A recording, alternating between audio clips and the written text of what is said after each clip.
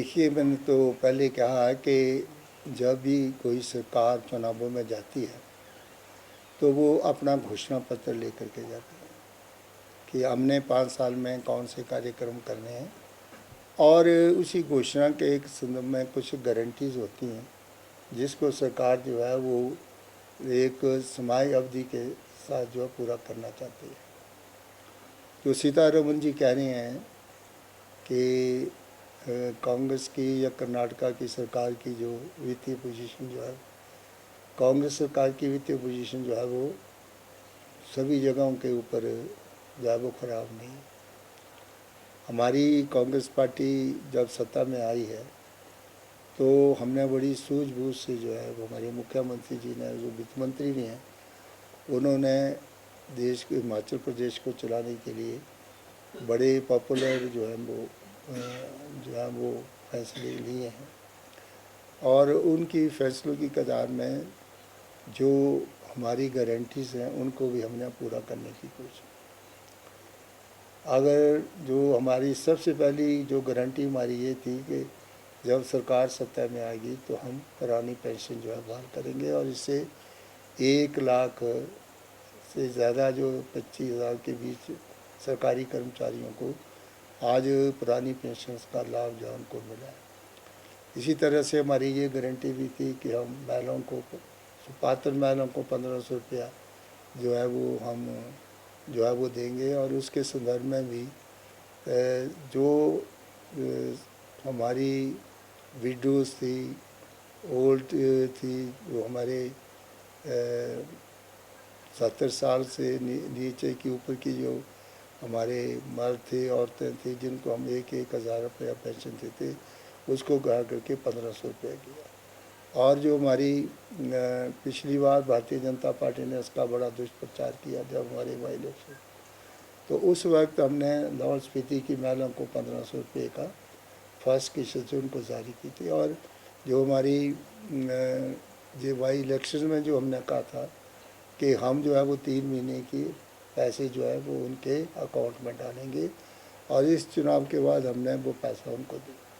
कोई भी सरकार जो है जब चुनावों में जाती है तो कुछ अपने वादे करती है। अभी भारत सरकार जो है वो कह रही है कि मोदी के 3 साल की 100 गारंटी हम देने जा रहे हैं,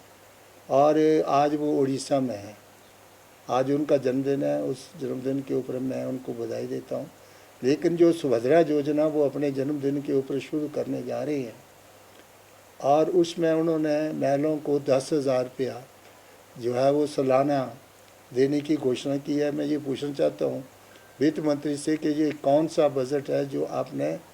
अपनी सरकारों के जहाँ जहाँ सरकारें वहाँ इन फैक्ट्रीज को बांटने के लिए किया।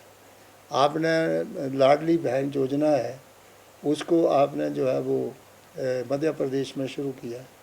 वो कौन सा पैसा है जिससे आप उनको वो पैसा देने जाएंगे? इस तरह से जहाँ जहाँ भी आपकी स्टेट्स हैं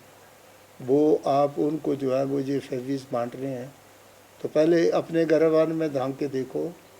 कि आप जो हिंदुस्तान के स्टैकर का पैसा है तो उसको आप किसान निधि के रूप में 6,000 रुपया हर महीने किसानों को देने जा रहे हो। ये पैसा आपका पास कहाँ से है? इसी तरह से आपने जो है वो अभी 8,000 करोड़ रुपया जो है वो बिहार को दिया। इसी तरह से आंध्र प्रदेश को आपने जो पैसे दिए हैं,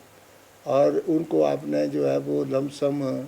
जो है वो उन स्टेटों को जो पैसा दिया, क्योंकि वो आपके सहयोगी हैं, गठबंधन की सरकार चला रहे हैं। तो जो फैक्ट्रीज आपने बांटे हैं,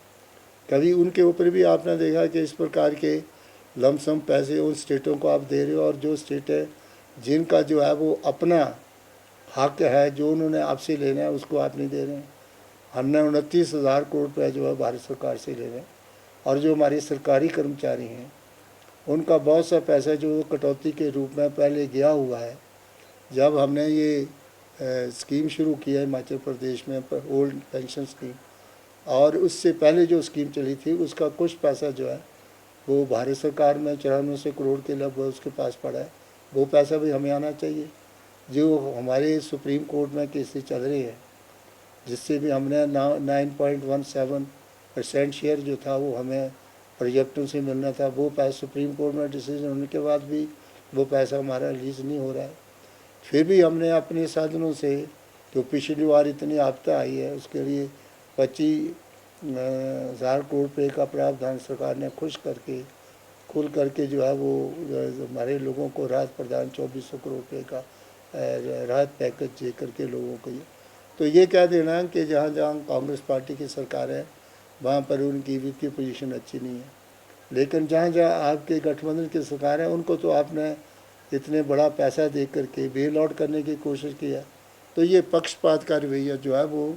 किसी भी स्टेट के साथ नहीं होना चाहिए। जो हमारे लेजिटिमेट क्लेम है, चाहे हमारा आपदा प्रबंधन का पैसा है, चाहे हमारा जो है वो जीएसटी का पैसा है, वो जितना शेयर जो है वो स्टेटों को बनता है उसको आपको देना चाहिए। पहले plan budget, non plan budget होता था,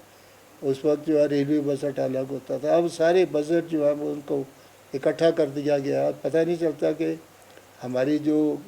सरकारी जो हमारे दायरे के लोग हैं, पेंशन भोगी हैं, पेंशन लेने वाले हैं, इस तरह से सरकारी कर्मचारी हैं, उनकी पेंशन वगैरह उसका भी दायरा बढ़ गया है। तो इसलिए ये कह देना कि उन स्टेटों की वित्तीय कंडीशन अच्छी नहीं और आपकी स्टेटों की वित्तीय कंडीशन जहाँ जिनको आप डोल आउट कर रहे हो और बहुत पैसा जो आपको एक पैकेज के रूप में दिया जा रहा है, तो ये मैं आपको स्पष्ट करना